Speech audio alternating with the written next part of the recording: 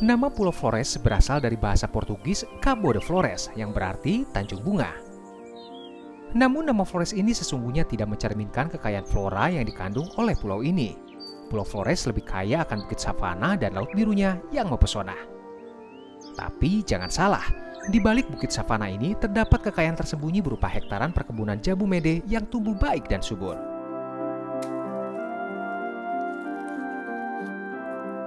Nah, di balik bebatuan yang banyak ini ada ladang emas bagi penduduk setempat, yaitu jambu mente organik. Tapi saya pengen tahu nih sama siapa nih saya mesti tanya banyak tentang ini ya.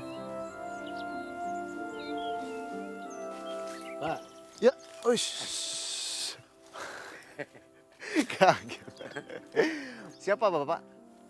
Bapak Simon. Bapak Simon. Bapak saya lagi cari jambu mente organik. Nah, saya cari kebunnya sama petaninya. Saya petaninya, Pak. Bapak petaninya? Ya. Oh gitu. Lagi panen tidak? Sementara panen, Pak. Lagi panen? Ya. Saya boleh ikut keliling-keliling ya? Boleh. Boleh ya? Ya, boleh.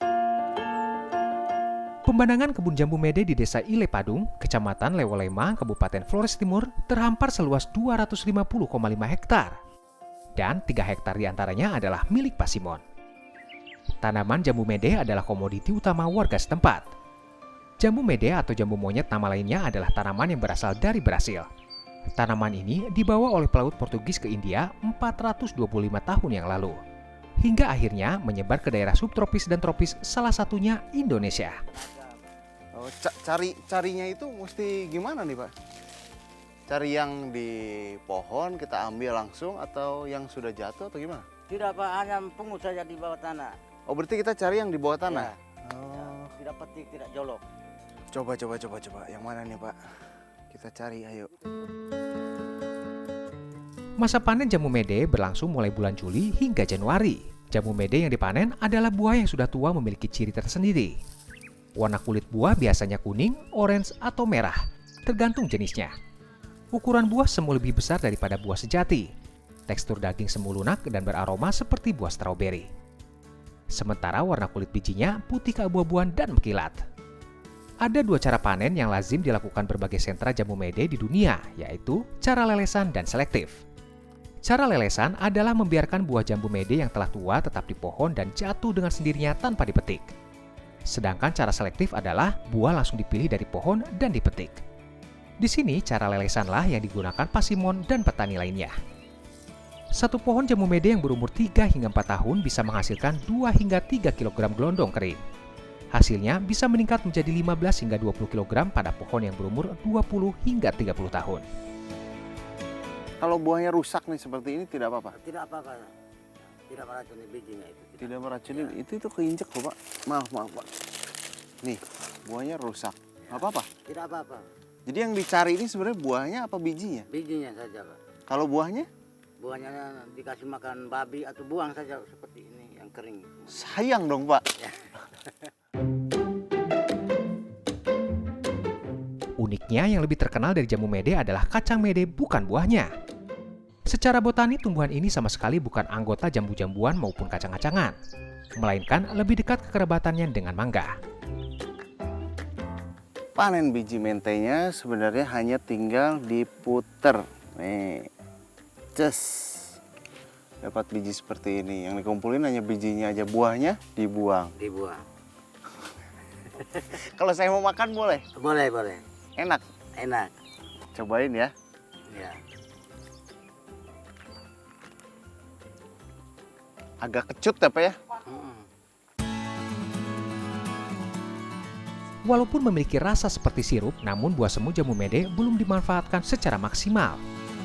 Sejak tahun 1982, Desa Ile Padung ditanami tanaman biji mede dengan tujuan penghijauan oleh pemerintah.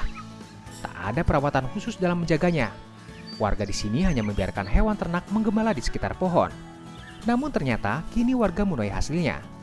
Karena pohon jambu mede menghasilkan biji mede organik. Untuk menjaga dari hama, petani biji mede pun melakukan cara tradisional yaitu dengan pengasapan. Kini biji mede organik Desa Ile Padung pun merambah ke dunia internasional. Setelah biji mentenya dipanen dari buah, sekarang kita bersama Bang Modestus, salah satu petani biji mente juga. Ini prosesnya namanya apa nih Bang? Penyortiran. Penyortiran. Jadi artinya biji-biji mente ini masukin ke air, Ya. terus ada yang mengambang, ada yang di bawah, itu artinya apa? Kalau yang terapung kayak gini artinya bijinya tidak bagus. Proses demi proses dijaga ketat para petani biji mede demi mendapatkan hasil kualitas ekspor. Setelah disortir, biji mede lalu dijemur selama 3 hari. Biji mede kering lalu dikacip atau dikeluarkan dari cangkangnya. Quality control dari tahap pengolahan biji mente ini harus selalu dijaga karena nggak semua biji mente itu bisa diambil. Jadi hanya yang utuh seperti ini, kalau yang belah-belah gini itu dipisahkan gitu ya. Ini tapi susah-susah gampang juga ya ngambilnya ini. Lama-lama bisa ngantuk.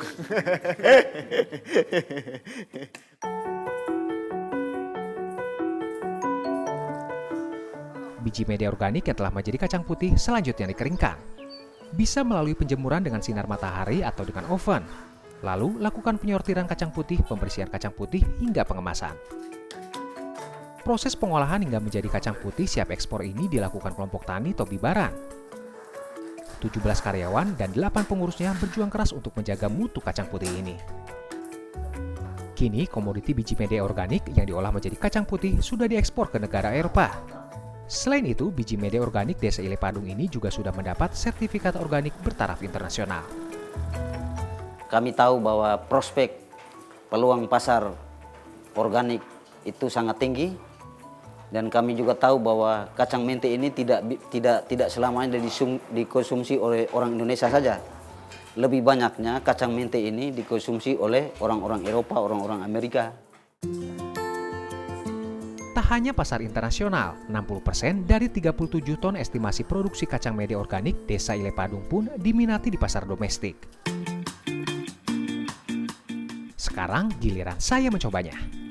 Setelah melewati semua proses yang ada, ini hasil akhirnya. Ini yang udah digoreng dan ini yang mentah yang siap ekspor. Ini harus coba dua-duanya. Yang mentah dulu. Putih, masih putih.